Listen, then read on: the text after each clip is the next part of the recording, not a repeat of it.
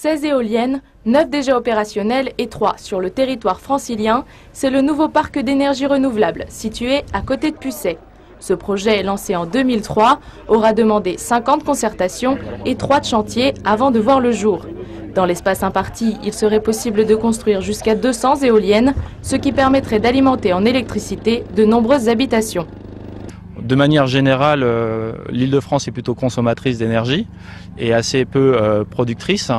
Et l'éolien va pouvoir permettre, si on le développe correctement, d'alimenter 200 000 à 400 000 habitants en électricité renouvelable. Aujourd'hui, les éoliennes installées produiront 95 millions de mégawatts, soit la consommation électrique de 42 000 personnes par an, un espoir pour sortir un peu d'une toux nucléaire.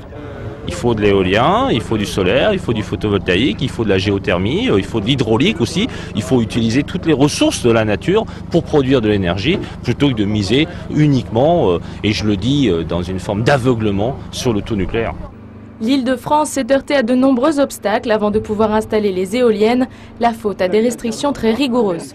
La réglementation issue du Grenelle est très handicapante dans une région comme l'Île-de-France à cause du fait qu'elle est très urbanisée, donc on est toujours à proximité d'une construction, et que dans les paysages un peu libres comme on a ici, eh bien on a une réglementation et je dirais une lecture de la réglementation par le préfet et par les pouvoirs publics qui est restrictive sur l'éolien.